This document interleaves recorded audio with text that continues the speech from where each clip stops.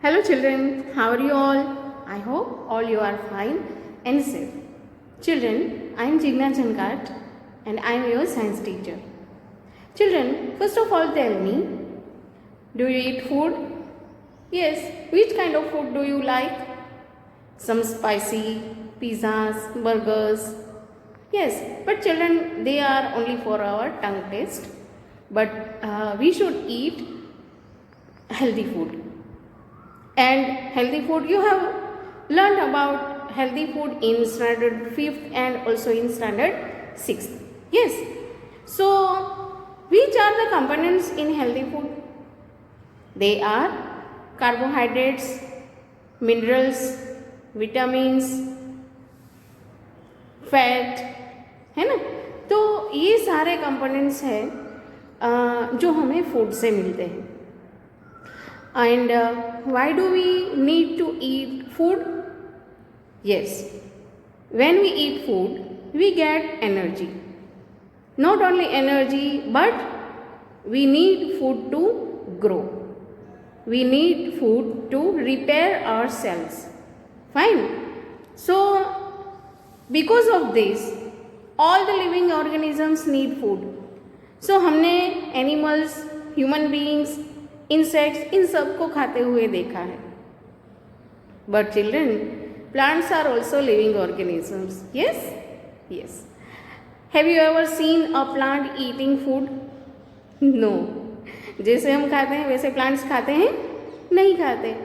तो कैसे खाते होंगे? उनको भी तो एनर्जी चाहिए, उनको भी तो ग्रो करना है ना. जैसे हमें अपने बॉडी को रिपेयर करना है, सेल्स जो है हमारे वो हर उसमें रिपेयर होते रहते हैं. तो ऐसे ही प्लांट्स को भी ज़रूरत होती है. तो कैसे वो फूड खाते होंगे? तो it is very interesting thing children. So ये सारी चीज़ें हम इस लेसन में जानेंगे जो मैं आज आपको बताने जा रही हूँ. That is in science 7 chapter number 1 nutrition in plants. Let us start.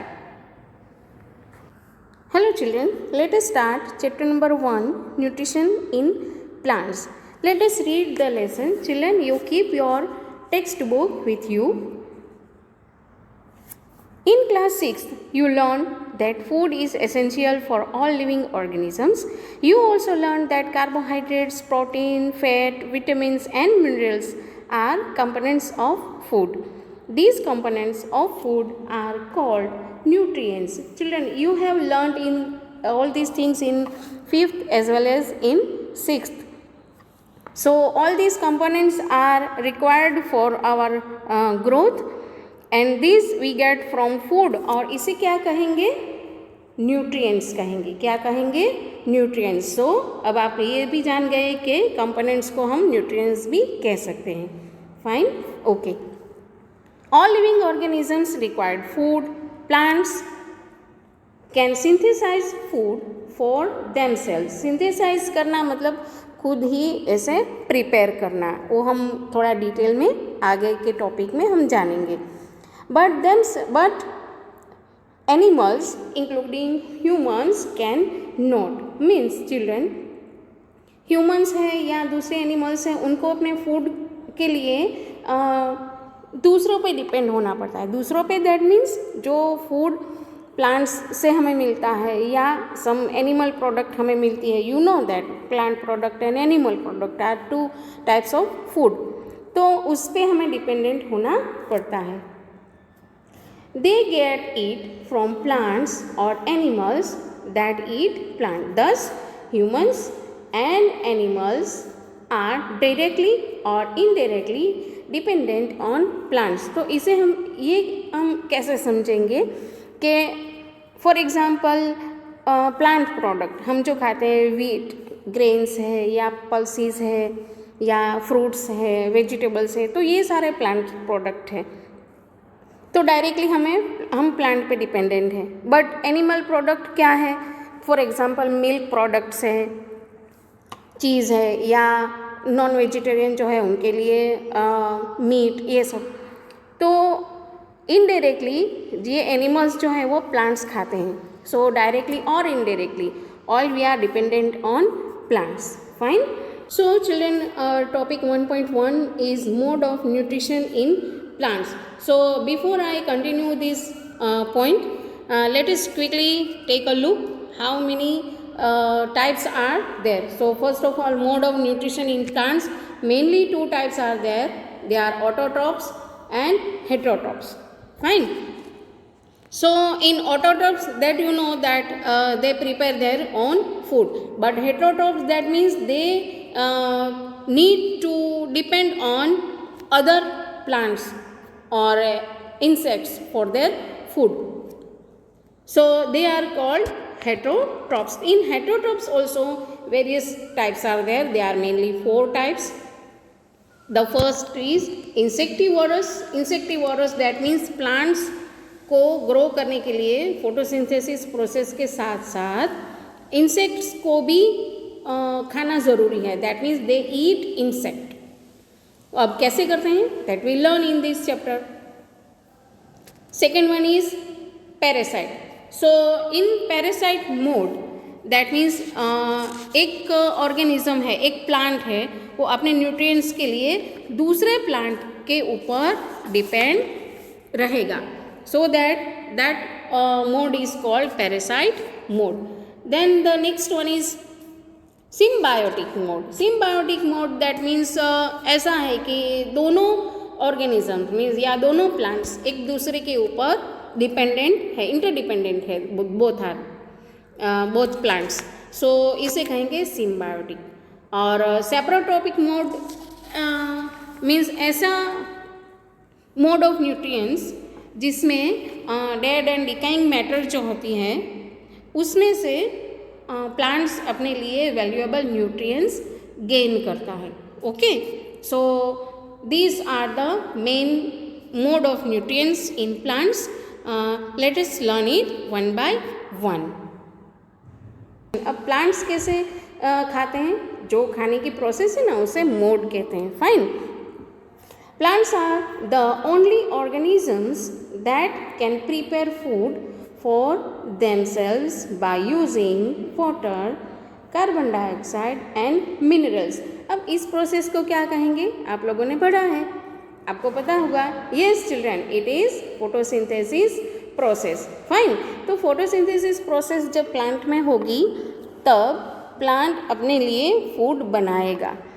So plants are only organisms that can make their own food. और हम जो बाकी के organisms हैं, all the rest of the living organisms, they depend on plants directly or indirectly. Fine. The raw materials are present in their surroundings. तो अपने आसपास ही ये सारी चीज़ें मिल जाती है, जैसे एयर है, जैसे वाटर है, सनलाइट है. तो ये सारा जो मटेरियल है, रॉ मटेरियल जो फोटोसिंथेसिस प्रोसेस के लिए ज़रूरी है, वो प्लांट्स को अपने आसपास से मिल जाता है. अब न्यूट्रिएंट्स क्यों ज़रूरी है वो हमें यहाँ पे बताया है. Nutrients enable living organisms to build their bodies, to grow, to repair damaged parts of their bodies and provide the energy to carry out life process. तो फूड इन सब के लिए ज़रूरी है, न्यूट्रिएंट्स इन सब के लिए ज़रूरी है कि अपनी बॉडी को रिपेयर करता है, ग्रो करता है, बॉडी को बिल्डअप करना है. तो ये सारी चीज़ें जो हैं उन सब के लिए फूड ज़रूरी है. बट न्यूट्रिशन किसे कहेंगे? Nutrition is the mode of taking food by an organism and its utilization by the body. मतलब फूड इंटेक करना, खाना, और उसमें से वैल्यूएबल न्यूट्रिएंट्स हैं उनको बॉडी में यूटिलाइज करना. तो इस प्रोसेस को कहेंगे न्यूट्रिशन. क्या कहेंगे? Nutrition. Fine. Now the mode of nutrition in which organisms make food themselves from simple substances is called autotrophic. Means surroundings में से जो रॉ मटेरियल मिलता है उसमें से खुद के लिए जो फूड बनाए, दैट इज कॉल्ड ऑटोट्रॉपिक। मतलब जो ऑर्गेनिजम्स अपने लिए खुद के लिए फूड बना सके, that is auto means self, trophs means nourishment, खुद ही अपने लिए फूड बनाए और खुद ही नरिशमेंट मतलब खुद को ग्रो करे। तो ऐसा नहीं है कि हम कहेंगे कि मम्मी भी फूड बनाती है, दैट इज़ डिफरेंट। फाइन, हम फूड का रॉ मटेरियल जो है वो रेडी बाहर से लाते हैं, हम ग्रो कर सकते हैं बट हम बना सकते नहीं। जैसे कि वीट, जैसे कि पल्सेस, जैसे कि फ्रूट्स, वेजिटेबल्स, इन सबको हम ग्रो कर सकते हैं लेकिन हम खुद उसे बना सकते नहीं। But plants are only organisms, they can make it. Fine, इसीलिए उसे ऑटोट्रॉप्स कहा जाता है। Therefore plants are called autotrophs. Animals and most other organisms take in food prepared by plants. जो प्लांट्स फूड बनाते हैं उनको हम इनटेक करते हैं, खाते हैं, so that it is called heterotrophs. तो हम सारे बाकी के ऑर्गेनिजम्स हैं ना, ग्रीन प्लांट्स के अलावा जो भी सारे ऑर्गेनिजम्स हैं उसे हेटेरोट्रॉप्स कहेंगे। मीन्स हेटेरो मीन्स अदर, दूसरों के थ्रू बनाया हुआ ये फूड हम खाते हैं, so that we are called heterotrophs. So two types of food mode of food is there, that is autotrophs and heterotrophs. Do you understand this, children? It is very interesting. Now we may ask where the food factories of plants are located. कहाँ पे food बनता है? ये तो आपको पता ही है, ये तो आप छोटे स्टैंडर्ड में भी पढ़ चुके हो कि फूड जहाँ पे बनता है वो है लीव्स, प्लांट्स के लीव्स हैं, उसे फूड फैक्ट्रीज कहते हैं, है ना, या उसे प्लांट्स का किचन भी कहते हैं, प्लांट लीव्स को। Where is the food made in all parts of a plant और ओनली इन सर्टेन पार्ट? किसी एक पार्ट में बनेगा, सब में नहीं, एक पार्ट में ही बनेगा, दैट इज लीव्स में। How do plants obtain the raw materials from the surroundings? अब रॉ मटेरियल अवेलेबल तो है लेकिन वो प्लांट उसे कैसे यूज़ करेगा? How do they transport them to the food factories of plant? ये सारे रॉ मटेरियल है, उसे सारे रॉ मटेरियल को जहाँ पे फूड बनता है वहाँ तक पहुँचाना भी तो ज़रूरी है, लेकिन वो पहुँचेगा कैसे? तो ये सारी चीज़ें हम यहाँ पे जानेंगे। नेक्स्ट हमारा टॉपिक है that is 1.2 photosynthesis, food making process in plants. कैसे फूड बनेगा, this we are going to learn in this point. उससे पहले हमें थोड़ी इंफॉर्मेशन और लेनी है। For example the first one is given, leaves are the food factories of plant. देखो मिल गया ना हमारा फर्स्ट आंसर कि फूड फैक्ट्रीज कहाँ पे हैं, leaves. Fine, therefore all the raw materials must reach the leave. तो ये सारा रॉ मटेरियल है, रॉ मटेरियल का क्या है, एयर है, वाटर है, मीन्स वाटर के अंदर मिनरल्स भी मिले हुए हैं, सनलाइट है, तो वो सारा मटेरियल कहाँ पे पहुँचना चाहिए, लीफ तक पहुँचना चाहिए, तो ही फूड बनेगा। Water and minerals present in the soil are absorbed by the roots. Fine, हम प्लांट्स को जब पानी पिलाते हैं ना, पानी देते हैं ना पौधों को, तो हम सॉइल पे पानी डालेंगे और सॉइल के अंदर क्या होता है, प्लांट्स के रूट्स होते हो, और रूट्स जो है वो ये सारा वाटर एब्जॉर्ब करेगा, और रूट्स के अंदर और वाटर के साथ दूसरे मिनरल्स भी, हम उसमें फर्टिलाइज़र भी डालते हैं, है ना, तो मिनरल्स भी उसमें एब्जॉर्ब मिले होंगे, डाइल्यूट होंगे, और ये सारे वाटर और मिनरल रूट्स एब्जॉर्ब करेगा और transported to the leaves, means roots से होके लीव्स तक वो उसे पहुंचाएगा। उसके बाद क्या ज़रूरी है, एयर। एयर में से भी सारे गैसेस नहीं, air you know that air is mixture of gases, है ना, you have learned in 5th standard, but the required gas is, which gas is essential, which gas is required, that is carbon dioxide. Carbon dioxide from air is taken in through the tiny pores present on the surface of leaves. तो carbon dioxide leaves के आसपास तो है, लेकिन leaves उसे कैसे, leaves के अंदर आएगा, कार्बन डाइऑक्साइड को कैसे एब्जॉर्ब करेगा, So in that leaves tiny pores are there. छोटे छोटे छेद होते हैं. Pores means छोटे छोटे छेद होते हैं. Tiny pores present on the surface of leaves. These pores are surrounded by guard cells. Such pores are called stomata. Pores को क्या कहेंगे? Stomata.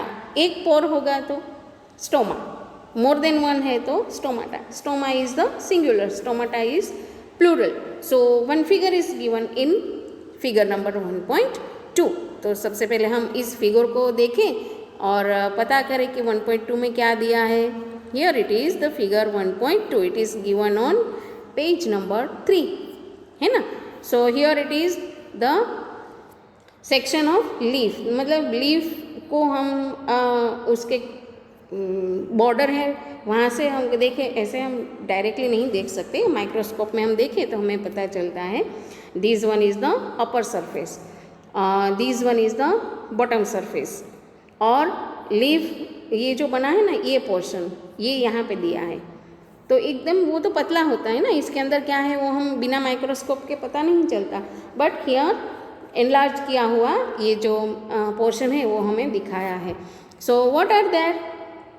First one is chlorophyll. Chlorophyll is a green colour substance. जो leaf, इसीलिए जो leaf है उसका colour green लगता है क्योंकि क्लोरोफिल ये डबल एल है. चिल्ड्रन, बहुत बार किसी चिल्ड्रन को ये थोड़ी परेशानी होती है, उनको ये लगता है कि क्लोरोफी और ये 2 लिखा है. It is not 2, it is double L. Fine. तो इट इज़ क्लोरोफिल और chlorophyll is green coloured substance so that leaf looks green. अब दूसरा क्या है यहाँ पे? स्टोमा. ये एक दिखाया है ना इसलिए स्टोमा. मोर देन वन है तो हम स्टोमाटा कहेंगे. और ये है गार्ड सेल्स. तो ये गार्ड सेल्स जो हैं वो स्टोमा, उससे स्टोमा खुलेगा या बंद होगा.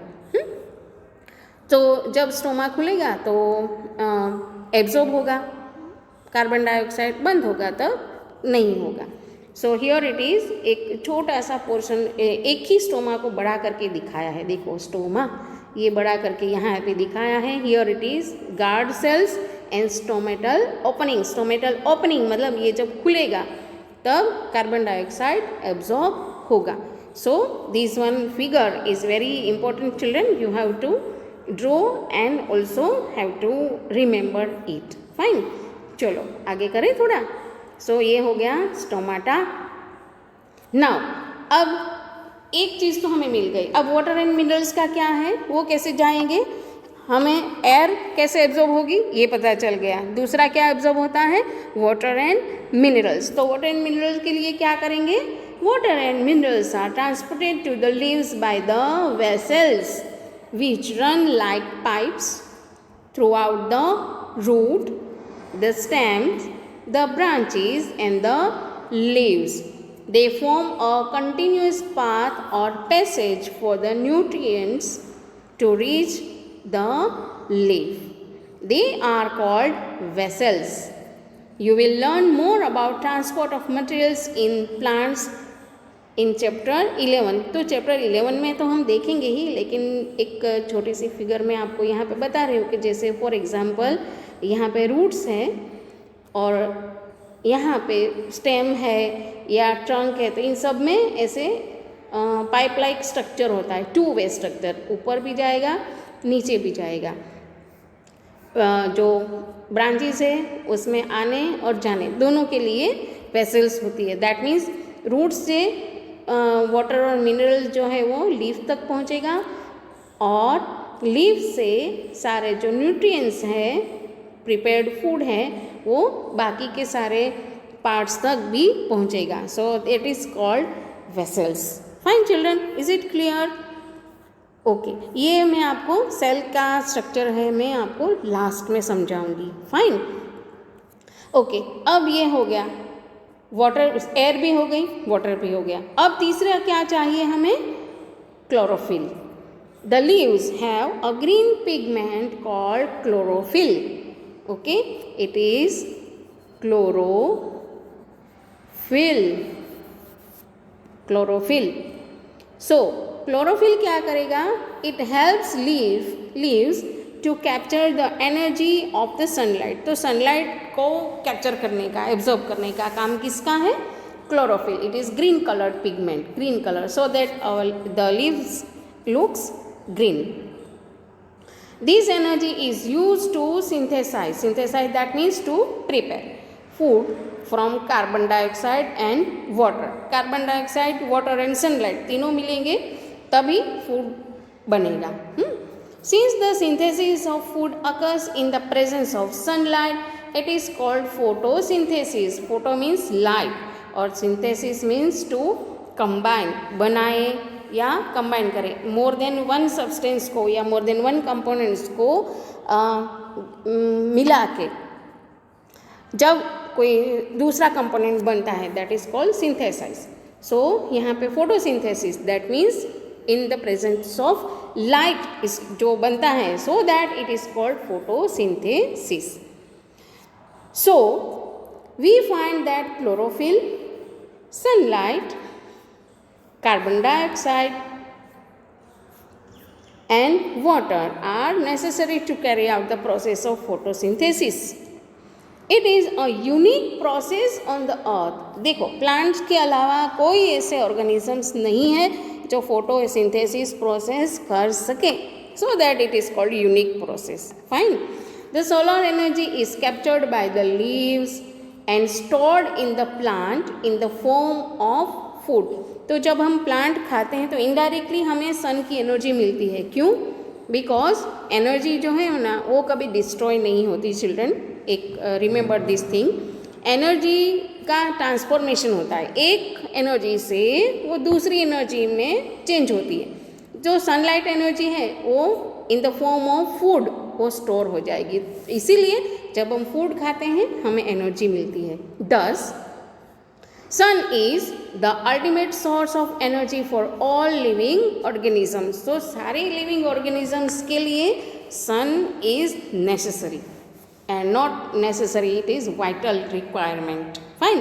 Sun के बिना no life can grow on earth.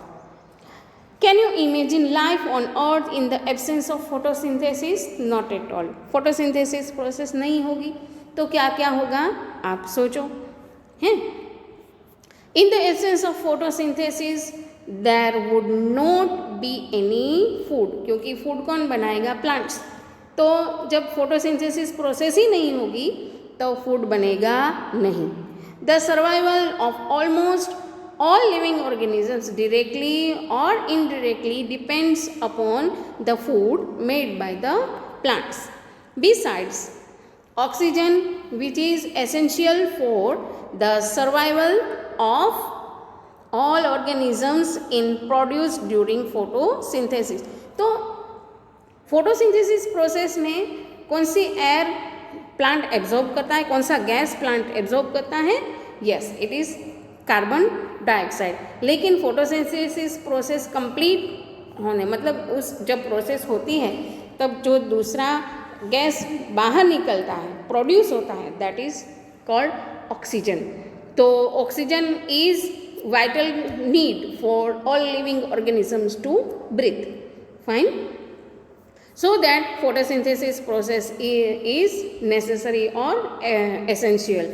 In the absence of photosynthesis life would be impossible on the earth. तो वो जब सनलाइट नहीं होगी तो ऐसे बहुत सारे इफ़ेक्ट पड़ेगी सबसे पहले प्लांट्स पे, सो दैट फूड भी नहीं होगा, ऑक्सीजन भी नहीं होगा, तो no living organisms can survive on earth. During photosynthesis chlorophyll containing cells of leaves in the presence of sunlight use carbon dioxide and water to synthesize carbohydrates.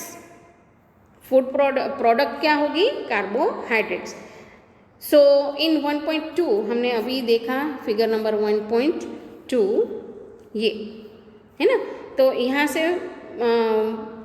Chlorophyll होगा, sunlight की energy इसमें absorb होगी.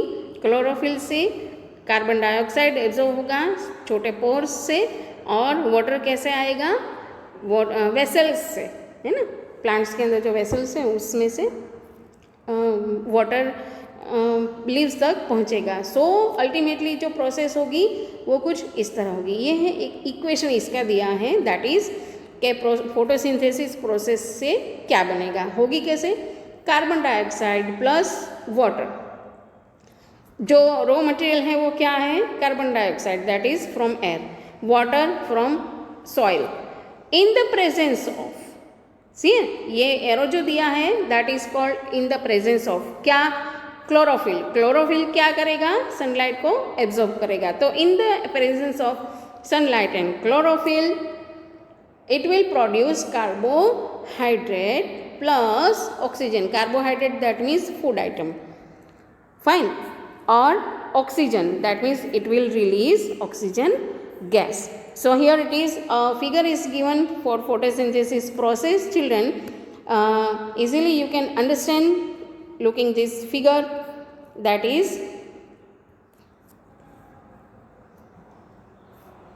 here it is water and mineral from root or soil, chlorophyll in the leaf is there, oxygen देखो यहाँ पे बाहर का arrow दिखाया, that means oxygen release, carbon dioxide absorbs, and in the presence of light energy that is sun energy. Okay, so this way photosynthesis process takes place. During the process oxygen is released. The presence of starch in the leaves indicate the occurrence of photosynthesis. तो जब photosynthesis process होती है तब leaves में starch बनता है। starch और carbohydrate दोनों सेम है, जो हमें पोटैटो से, राइस से, इन सब से starch या carbohydrate मिलता है। सो फोटोसिंथेसिस प्रोसेस हुई है, वो कैसे पता चलेगा कि अगर लीफ में स्टार्च की प्रेजेंस है, that means we can understand that leaves has occurred photosynthesis process. Starch is also a carbohydrate. Fine. Okay. Now, here it is one activity. मतलब बूजो को थोड़ा दिमाग में एक क्वेश्चन आ रहा है. बूजो has observed some plants with deep red, violet or brown leaves. He wants to know whether these leaves also carry out photosynthesis. तो ऐसे हाँ हमने देखे हैं कोई ऐसे प्लांट्स होते हैं जिसमें अदर देन ग्रीन कलर के लीव्स होते हैं. तो अगर ग्रीन कलर है तो ही क्लोरोफिल है, बट ग्रीन कलर ही नहीं है तो क्लोरोफिल कैसे होगा या फोटोसिंथेसिस प्रोसेस कैसे होगी. तो इसके भी लिए हमारे पास एक एक्टिविटी है. एक एक्टिविटी यहाँ पे दी है, एक्टिविटी 1.1. यहाँ पे हमें एक एक्सपेरिमेंट करना है. क्या करना है? Take 2 potted plants of the same kind, keep one in the dark or in a black box for 72 hours in 72 hours and the other in sunlight. तो 2 प्लांट्स ऐसे लेने हैं, सेम प्लांट हो. एक को या तो हम रूम के अंदर रखें जहाँ पे सनलाइट ना हो, और दूसरे को सनलाइट के नीचे रखें 72 आवर्स के लिए. फाइन, 2 days के लिए. Now perform iodine test with the leaves of both the plants as you did in class 6th. Class 6th में आपने ये एक्सपेरिमेंट किया था या आपने समझा था क्लास 6th में. इसमें क्या करते हैं कि लीव्स के ऊपर या लीव्स को या तो अल्कोहल में बॉईल करते हैं या ऊपर का ग्रीन कलर का पोर्शन निकाल देते हैं. उसके बाद उसके ऊपर आयोडीन के ड्रॉप्स हम डालेंगे.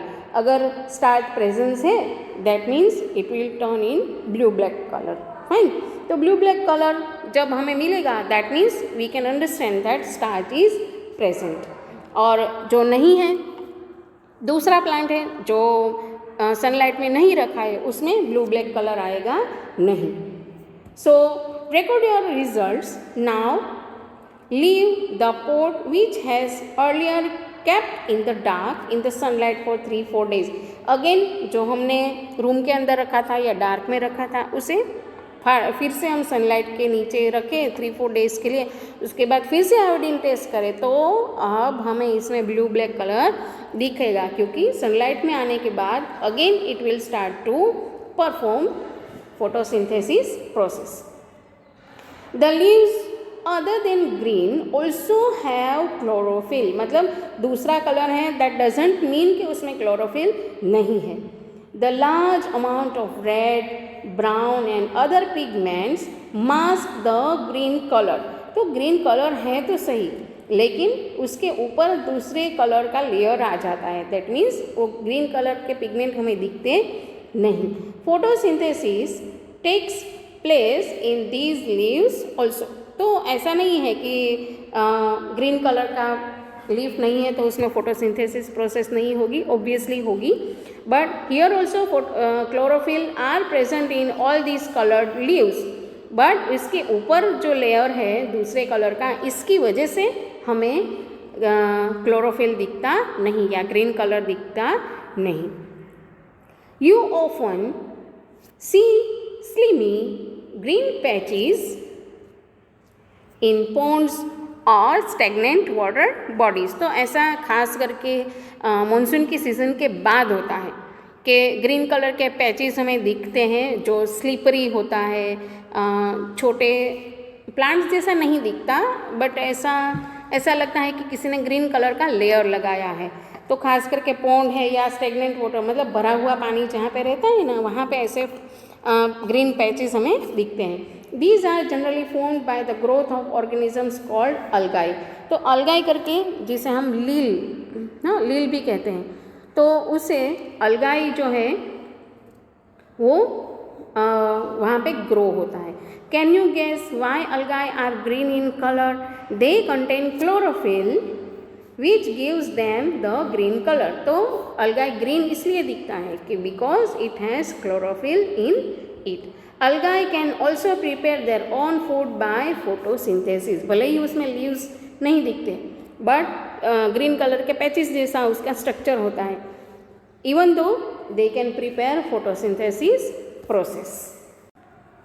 Now synthesis of plant food other than carbohydrates. तो कार्बोहाइड्रेट ही प्लांट से मिलता है ऐसा ज़रूरी नहीं है, दूसरे भी बहुत सारे कंपोनेंट्स हैं वो सारे प्लांट से ही तो हमें मिलते हैं. लेकिन उन सब का सिंथेसाइज कैसे होता है, वो कैसे प्रोड्यूस होते हैं.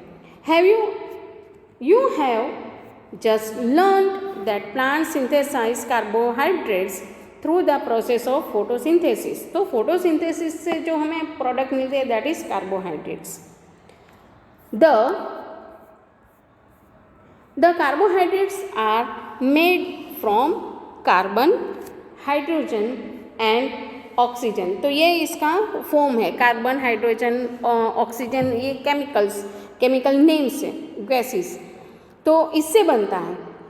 Now these are use to synthesize other components of food such as proteins and fats. तो कार्बन, हाइड्रोजन, ऑक्सीजन ये सब दूसरे कंपोनेंट्स भी प्रिपेयर कर सकते हैं, दैट मीन्स सिंथेसाइज करते हैं, प्रोड्यूस कर सकते हैं. But proteins are nitrogenous substances which contain nitrogen. तो प्रोटीन्स ऐसे सब्सटेंस है जिसमें नाइट्रोजन की अमाउंट होती है. From where do the plants obtain nitrogen. ये आप लोगों ने 6th स्टैंडर्ड में पढ़ा है कि गैस जो एयर में गैसियस फॉर्म में नाइट्रोजन होता है, plants directly can not absorb it. But some of the plants are there, they can absorb nitrogen. So this you have learned in 6th standard again. Fine. So recall that nitrogen is present in abundance in gaseous form in the air. However, plants cannot absorb nitrogen in this form. मतलब gaseous form से directly absorb होता नहीं. Soil has certain bacteria that convert gaseous nitrogen into usable form and release it into the soil. तो bacteria, कुछ ऐसे bacterias हैं जो air में जो नाइट्रोजन है उसे कन्वर्ट कर सकते हैं यूजेबल नाइट्रोजन फॉर्म में, और जब उसे सॉइल में रिलीज़ करेंगे उसके बाद सॉइल में से प्लांट्स के रूट्स इसे एब्जॉर्ब कर सकेंगे. Fine. These are absorbed by the plants along with water. तो ये नाइट्रोजन वाटर के साथ मिक्सड अप होगा and then It can be absorbed by plant through roots. Also, you might have seen farmers adding fertilizers rich in nitrogen to the soil. तो fertiliser भी nitrogen rich fertiliser भी उसमें add किया जाता है, so that nitrogen gets mixed with water and so plants can absorb. In this way, the plants fulfill their requirements of nitrogen along with the other constituents. Plants can then synthesize proteins and vitamins. So other than carbohydrates, proteins and vitamins भी कुछ ऐसे ही plants can synthesize and produce. तो children, आप लोगों ने 6th standard में ये पढ़ा था कि लेग्यूमिनस प्लांट्स जो होते हैं, जैसे पी प्लांट है ना, मटर, तो वो कई बार उसमें ग्रो किया जाता है, वो इसलिए कि they are rich in nitrogen. तो जब लेग्यूमिनस प्लांट्स ग्रो करते हैं ना, तो नाइट्रोजन की अमाउंट सोइल में बढ़ जाती है, so that they are beneficial for other crops. Okay children, now our next topic is 1.3 other modes of nutrition in plants.